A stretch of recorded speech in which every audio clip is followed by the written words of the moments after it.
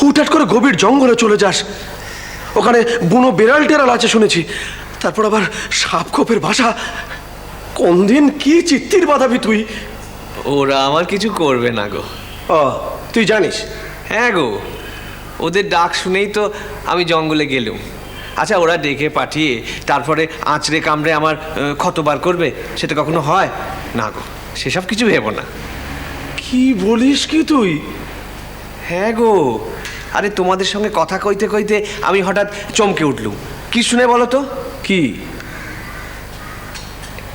এই ব্রহ্মাণ্ডের ভেতর প্রাণী জগতের যত আলাদা আলাদা ডাক সব একসঙ্গে আমার আমার কানে গিয়ে বেজে উঠল গো।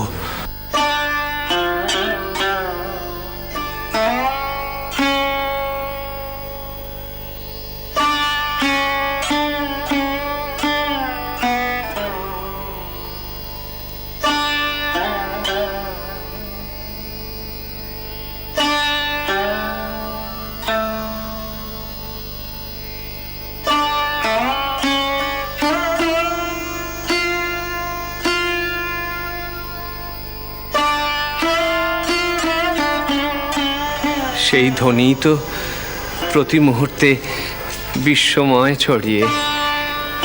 এমনিতে মানুষের ইন্দ্রিয় সেসব অবশ্য শুনতে পায় না। তুই পাস? পাই গো, পেলুম না তখন। আর পেলুম বলেই তো জঙ্গলে গেলুম।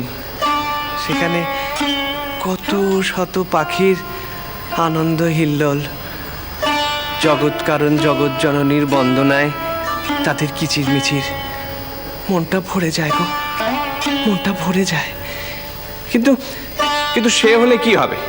ওই ধবল গায়ের বাছুরটা মাকে হারিয়ে কাঁদছে শুনলুম। তারপর ওই কাপ্তেন, সে তো বায়না ধরলো যে তার কাছে আমাকে যেতেই হবে।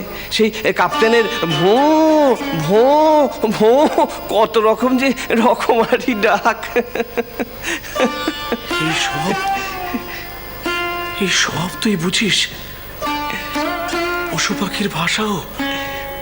প্রাণী জগৎ যে প্রাণময়, সব সৃষ্টির ভাগ নয় বলো? কে বুঝবে আমি ছাড়া? তুমি বোধহয় আর মানুষের জগতে নেই বাবা। দেখো, শুধু মানুষের কথা তো ভাবলে চলবে না সেজবাবু। এই বিশাল জীব জগৎ সবই তো মায়ের সৃষ্টি। পশু পাখি, পোকামাকড়, এরা কি সব জগৎ ছাড়া নাকি? তুমি জগৎ সংসার, বিশ্ব ব্রহ্মাণ্ড সব কিছু নিয়ে মানে তুমি কি এসব তন্ত্রের ধ্যানে পেয়েছো বাবা? না, মা বিশেষভাবে আমায় কিছু দেখাননি, তবে গোটাটাই দেখিয়ে দিয়েছেন। এমনই হয় গো সেজবাবু, এমনই হয়। মায়ের পাদপদ্মে মন প্রাণ ঢেলে দিলে নিজের ভেতর একটা জ্ঞানের আগুন জ্বলে গো, জ্ঞানের আগুন জ্বলে। এসব হচ্ছে গিয়ে ওই কুণ্ডলিনী শক্তির জেগে ওঠা।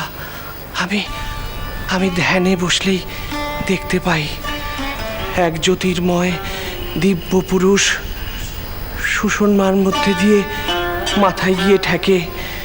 তারপর মূলাধার থেকে সহস্রার পর্যন্ত প্রতিটি পদ্মে জীব ঠেকিয়ে জাগিয়ে দেয়। তখন মায়ের এই সৃষ্টির কোনো কিছুই আর অবদ্ধ থাকে না গো, আবদ্ধ থাকে না। তুমি এই ব্রহ্মাণ্ড, বিশ্ব চরাচর সব পাও? পাই গো, পাই। সৃষ্টি, স্থিতি, প্রলয়।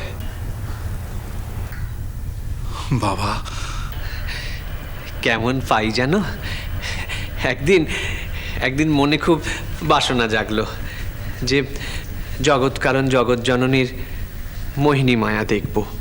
ব্যাস ঠেসে ধরলুম গিয়ে মাকে, বললুম, মা তুই খালি নৃমুণ্ডমালিনী ওষুধ দলনী রূপ নিয়ে থাকিস, আমাকে তুই অন্য কোনো রূপ দেখা। তা দেখালেন? সহজে অনেক সাধ্য সাধনা আদর আবদার করে তবে তাকে রাজি করালুম। রূপ দেখালে জগন্মাতার মোহিনী মায়া মাই দেখালেন। এক সুন্দরী স্ত্রী মূর্তি ধীরে ধীরে গঙ্গা গর্ভ থেকে উঠে এলেন। কি অপূর্ব রূপ তার! একবারে ভরা পোয়াতি মা, ঠিক যেমন সীতামাকে দেখেছিলাম ঠিক তেমনি ধীরে ধীরে হেঁটে এলেন পঞ্চবটির দিকে। তারপরে একটা সুন্দর কুমার প্রসব করলেন। বুঝলুম সৃষ্টি। আর স্থিতি, প্রলয়? তাও দেখালে। পঞ্চবটির গাছের ছায়ায় সেই শিশুটিকে নিয়ে বুকের দুধ খাওয়াতে লাগলেন। মাই খেতে খেতে সেই শিশুটি মাকে বুকে লেপটে ঘুমিয়ে পড়লে। স্থিতি। আর প্রলয়?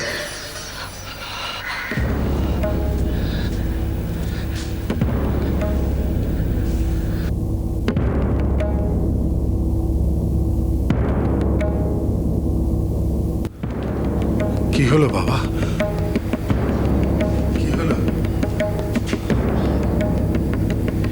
দেখালে, তাও দেখালে। ওই সুন্দরী স্ত্রী মূর্তি ঘুমন্ত শিশুটির দিকে চেয়ে হঠাৎ কঠোর করাল বদনা হয়ে উঠলে। চোখ দুটো ভাটার মতো গোল, সামনের দাঁত দুটো বেরিয়ে আসছে, নাকের পাটা ফুলে ফুলে উঠছে, শরীর থেকে গরম গরম ভাব বেরোচ্ছে। ওই শিশুটিকে গ্রাস করে খেয়ে নিলে। না, কি বলছো তুমি বাবা? হ্যাঁ গো। ধীরে ধীরে আবার সেই ভুবন মোহিনী রূপ। পায়ে পায়ে হেঁটে গঙ্গা গর্ভে নেমে গেলেন। ভাগীরথী যেমন বইছিলেন তেমনই বইতে লাগলেন। এমনই তো মা গো।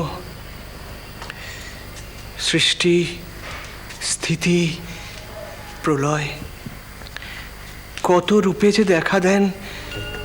দশভুজা, দ্বিভুজা, কখনো রাজরাজেশ্বরী ষোড়শবর্ষীয়া মূর্তি, আবার কখনো কাল ভৈরবী, কখনো রূপ সৌন্দর্য যেন গলে গলে ঝরে পড়ে, আবার কখনো সংহার মূর্তি ধরে জগৎকে গ্রাস করে গো, জগৎকে গ্রাস করে।